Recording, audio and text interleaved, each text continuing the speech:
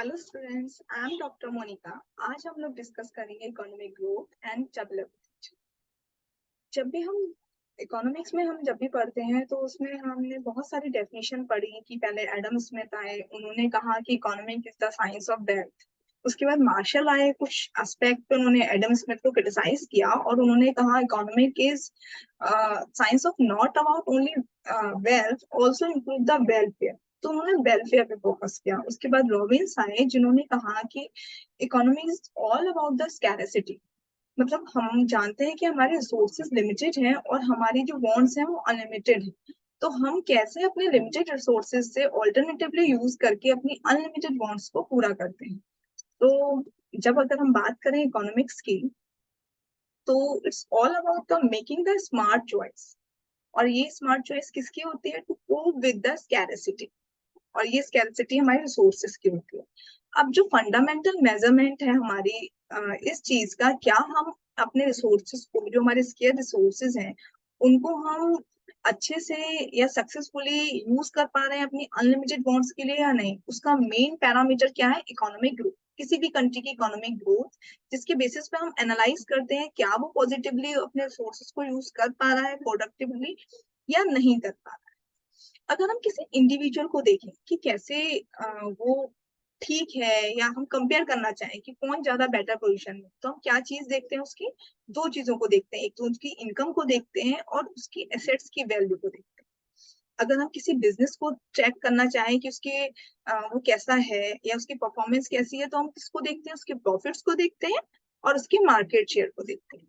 ऐसे ही जब हम किसी नेशन की ग्रोथ को अगर हम देखना चाहें, मेजर करना चाहें, तो हम कैसे देखते हैं? उसकी नेशनल इनकम को देखते हैं, उसकी प्रोडक्टिविटी को देखते हैं।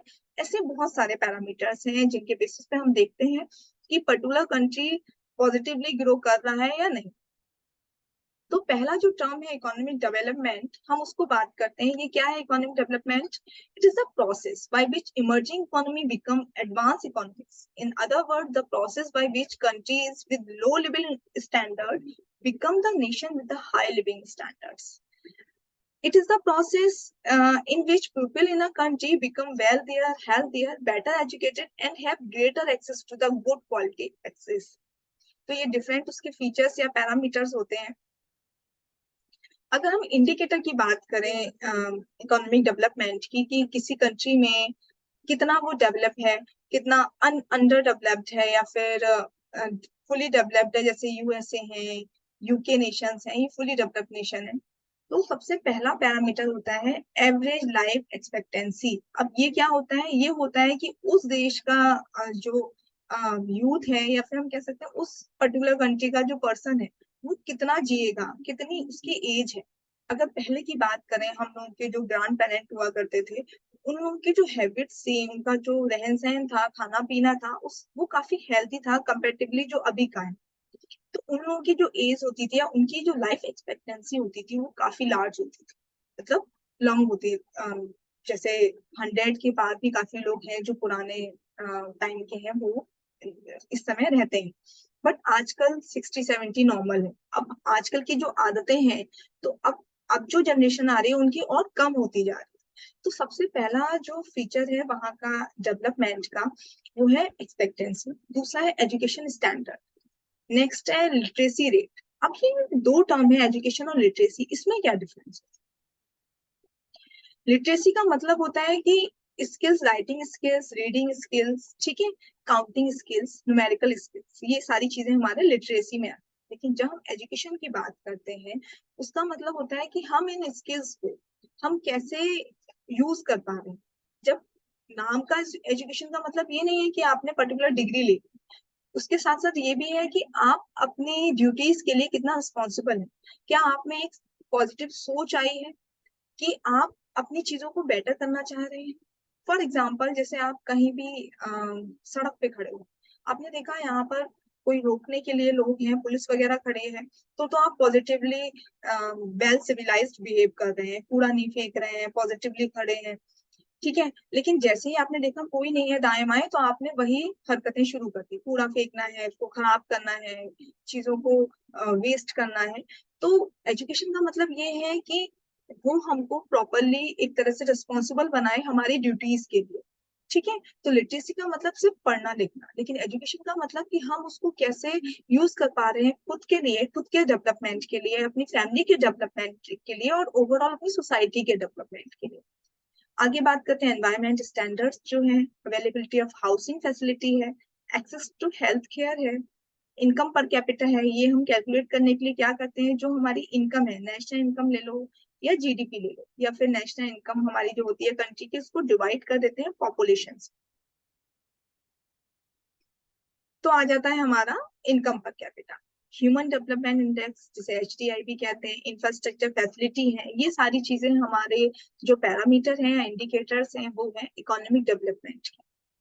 अब हम बात करते हैं इकोनॉमिक ग्रोथ की। The term economic growth is defined as the process whereby the country's real national and per capita income increases over the long period of time. अगर वो पॉजिटिवली इंक्रीज हो रही है तो हम कह रहे हैं हाँ कंट्री ग्रो कर रही है, ठीक है। So it is all about the expanding the GDP, that is the making the size of the economy bigger. अब हम इसके पैरामीटर देख लेते हैं, इकोनॉमिक ग्रोथ के जो हमारे पैरामीटर होते हैं। पहला है रियल जीडीपी, ठीक है, gross domestic product. And next is inflation rate, real GDP per capita, GPI genuine progress indicator. GPI क्या होता है, इसमें एक तो सारे कंपोनेंट लेते हैं हम जीडीपी वाले, जो हम जीडीपी कैलकुलेट करने के लिए लेते हैं, उसके अलावा हम निगेटिव एस्पेक्ट भी रखते हैं। फॉर एग्जांपल उस पर्टिकुलर कंट्री में क्राइम रेट क्या है, ओजोन डिप्लेशन की रेट क्या है, ठीक है, या कॉस्ट ऑफ पॉल्यूशन क्या है। तो ये सारे पैरामीटर को लेके जब हम किसी भी कंट्री के जीडीपी को एनालाइज करते हैं, उस इकोनॉमी को एनालाइज करते हैं, तो वो जो इंडिकेटर होता है उसको हम कहते हैं जेन्युइन प्रोग्रेस इंडिकेटर। नेक्स्ट है FDI, that is foreign direct investment. दो टर्म होते हैं, एक होता है एफडीआई जो होता है फॉरेन डायरेक्ट इन्वेस्टमेंट, एक होता है FII foreign institutional investment. FDI होता है लॉन्ग टर्म इन्वेस्टमेंट, कि कोई कंपनी है जैसे रियलमी है, ओप्पो है, तो वो प्रोडक्शन बजाय वहां से अपनी कंट्री से भेजने के लिए वो अपना पूरा प्लांट हमारी एक पर्टिकुलर कंट्री में, मतलब किसी भी पर्टिकुलर कंट्री में वहीं जाके इन्वेस्ट करें, वहीं अपना प्लांट लगाएं, वहीं की वर्क फोर्स लें, वहीं मैन्युफैक्चर करें, वहीं बेचें। तो ये हो गया FDI, that is long term investment. FII होता है फॉरेन इंस्टीट्यूशनल इन्वेस्टमेंट, ये होता है शॉर्ट टर्म इन्वेस्टमेंट। जैसे स्टॉक मार्केट के थ्रू अगर हम किसी कंट्री में इन्वेस्ट कर रहे हैं तो वो शॉर्ट टर्म है, हम कभी भी उसको मार्केट के अकॉर्डिंग निकाल सकते हैं। जब मार्केट डाउन चल रहा है तो हमने उसको वापस निकाल लिया अपना मनी। तो इस तरह के बहुत सारे पैरामीटर होते हैं जिनके बेसिस पे हम इकोनॉमिक डेवलपमेंट को जज करते हैं, इकोनॉमिक ग्रोथ को देखते हैं। अब differences between the economic growth and economic development. तो सबसे जो इम्पोर्टेंट डिफरेंस है दोनों में, कि जो इकोनॉमिक ग्रोथ होता है बच्चों, वो होता है क्वांटिटेटिव कॉन्सेप्ट, जिसमें हम, और इसमें ये होता है क्वालिटेटिव कॉन्सेप्ट। क्वांटिटेटिव मतलब हम उन्हीं टर्म में बात कर रहे हैं जिसे हम काउंट कर सकते हैं, जैसे जीडीपी है, एफआईआई है, एफडीआई है। क्वालिटेटिव क्या है, कि हम उन चीजों की बात कर रहे हैं जो हमारी लाइफ को क्वालिटी दे रही है, जो हमारे स्टैंडर्ड ऑफ लिविंग को इम्प्रूव कर रही है, ठीक है, हमारी लाइफ की क्वालिटी को इम्प्रूव कर रही है। For example infrastructure facility, housing facility, ठीक है, ये सारी चीजें आती हैं। इसलिए इकोनॉमिक ग्रोथ को यूनी डायमेंशनल कहते हैं, यानी केवल वन डायमेंशनल। अगर हम कहें किसी कंट्री की जो ग्रोथ है, या फिर हम ग्रोथ को हटा देते हैं, अगर मैं कहूँ किसी कंट्री की जीडीपी बढ़ रही है, इसका मतलब ये नहीं कि उस कंट्री के जो टॉप मिडिल और जो ग्रास रूट इंडस्ट्रीज हैं वो सारी ग्रो कर रही हैं। इसका मतलब है कि मे बी हो सकता है कोई पर्टिकुलर पार्टी ग्रो कर रहा हो, नीचे वाली ग्रास रूट इंडस्ट्री ग्रो ना कर रही हो, क्योंकि जो हमारा इकोनॉमिक ग्रोथ है वो सिर्फ यूनी डायमेंशनल है, एक एस्पेक्ट को बात कर रहा है, that is countable, that is quantitative. लेकिन जब मैं बात करती हूँ इकोनॉमिक डेवलपमेंट की, इसका मतलब ये है कि पूरी इकोनॉमी यानी पूरी कंट्री सारे लेवल पे डेवलप कर रही है, ठीक है। तो अगर मैं इंडिकेटर की बात करूं तो ग्रोथ के हैं real GDP per capita, and development की है HDI and physical quality of life index, net economic welfare etcetera. तो ये सारी चीजें हैं। आगे हम इसको डिस्कस करते हैं कि अगर चैलेंजेस क्या है हमारी इकोनॉमी के, हमारे इकोनॉमिक डेवलपमेंट के। इन चीजों का अगर मैं चैलेंजेस की बात करूं तो चैलेंजेस क्या है, low per capita. Next, high dependence of population on the agriculture, अभी भी heavy population pressure, slow improvement in the rate of capital formation. Capital formation का मतलब होता है कितना हम पर्टिकुलर इंडस्ट्री की सेविंग्स को चैनलाइज कर पा रहे हैं प्रोडक्टिवली। ठीक है।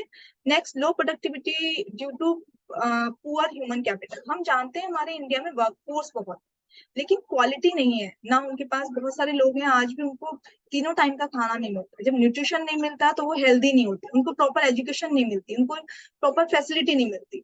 तो जो ह्यूमन कैपिटल है वो काफी पुअर है। Low level of technology.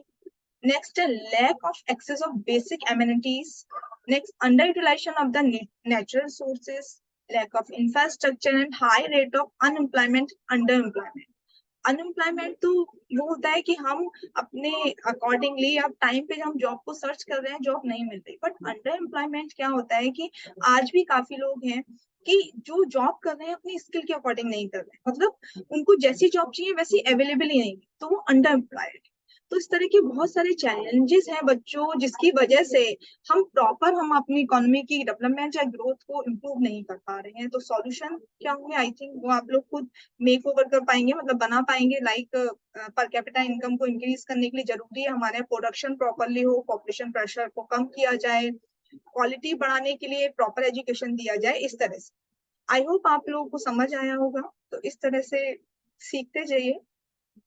कोई क्वेरी हो आप लोग पूछ सकते हैं, अदरवाइज हम सेशन को एंड करते हैं। Okay, thank you.